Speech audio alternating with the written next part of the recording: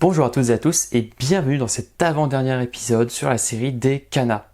Alors on va pas trop tarder, aujourd'hui nous allons voir les kanas suivants, le ya, le yo, le ye. Ensuite nous allons voir le wa, le o, et le petit dernier sera le celui-ci, donc le n en japonais.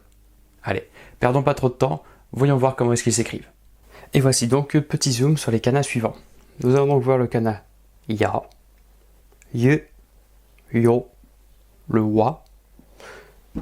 Celui-ci est très important. Il y a un W, mais on ne va pas le prononcer. On ne va pas dire wo, mais ce sera bien o. Et ensuite le n, qui sera extrêmement nasal en japonais quand il est tout seul. Ça va être On ne va pas faire ne, ni n, mais bien Tout vient du nez. Alors, comment est-ce qu'ils vont s'écrire? Comme d'habitude, nous allons commencer avec les hiragana, puis avec les katakana pour chacun de ces 6 kanas-là. Alors, pour le premier, le ya. Nous allons tracer une sorte de boucle oblique. Puis nous allons mettre un petit accent sur le bord.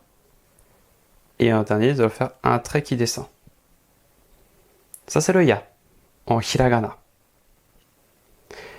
Maintenant, en katakana. Alors, avec les katakana, ça va être plutôt ressemblant. On va partir pareil. Nous allons faire une barre oblique, mais on va pas faire une boucle. On va revenir en angle. Comme d'habitude, les katakana ont beaucoup plus d'angles que les hiragana qui, eux, sont plus arrondis. On commence pareil. Sauf qu'ici, nous n'allons pas mettre la petite virgule du haut. On va directement descendre comme ceci. Un peu comme le dessin d'une faux. Bon, très, très courbé ici, mais c'est à peu près ça. Donc le ye. Premier trait. Deuxième trait. Je vous le refais. Le ye, c'est donc un trait, deux traits. Comme ceci.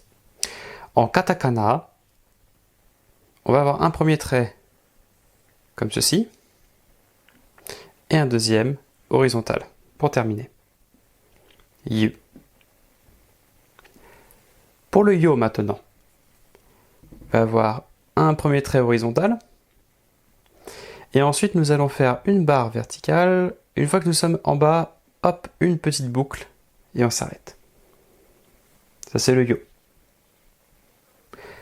Pour les katakana, on va d'abord commencer comme quand nous traçons les carrés. Est-ce que vous vous souvenez de comment est-ce que nous tracions ko? Vous vous en souvenez? La partie droite supérieure de ko, eh bien c'était comme ceci, en un seul trait. Le yo, c'est pareil. Toujours quand on fait les carrés, cette partie-là, c'est en un seul trait.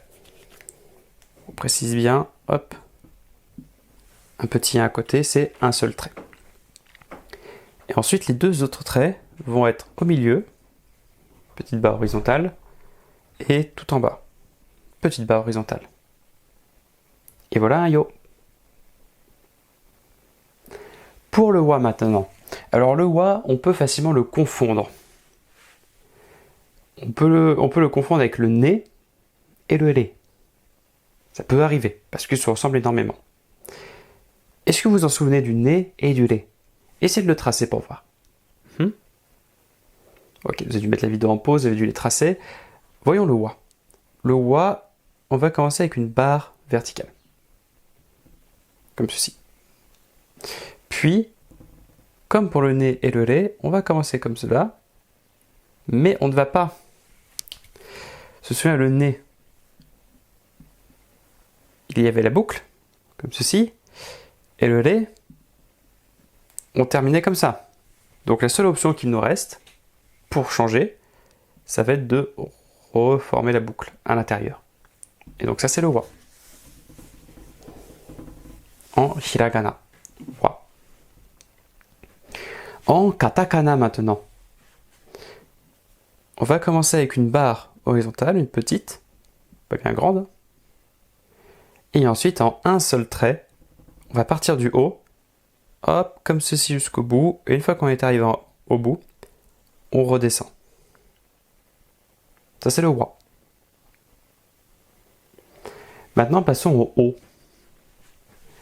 Alors le haut, il va changer aussi pas mal de sens de trait en hiragana, mais le premier trait, c'est une barre horizontale. Ensuite, nous allons partir en haut, tracer une barre oblique qui part vers le bas.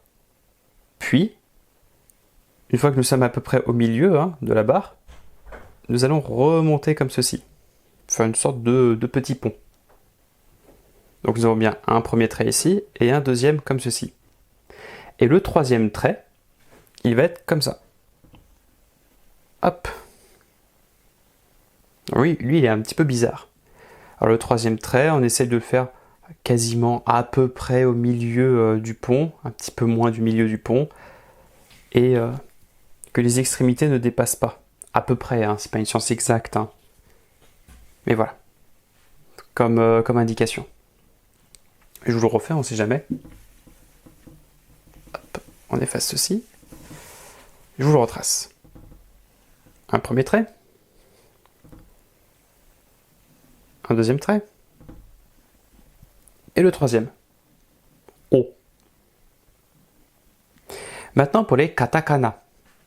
Alors en katakana, les katakana, il y en a beaucoup qui se ressemblent.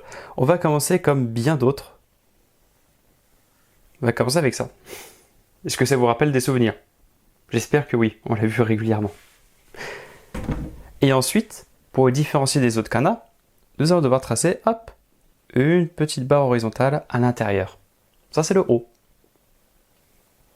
En katakana. Voilà comment est-ce qu'il va s'écrire.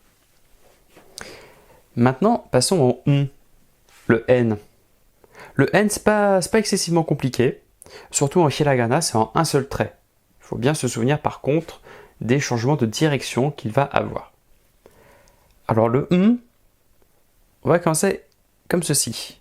Notre trait part en oblique, puis il va remonter, une fois à peu près au milieu de notre trait. On va faire un petit pont et on va remonter. Voilà, hop, si tu vois, il a mal écrit, voilà.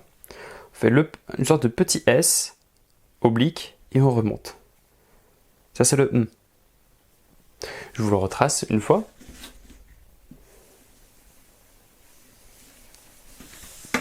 Hop.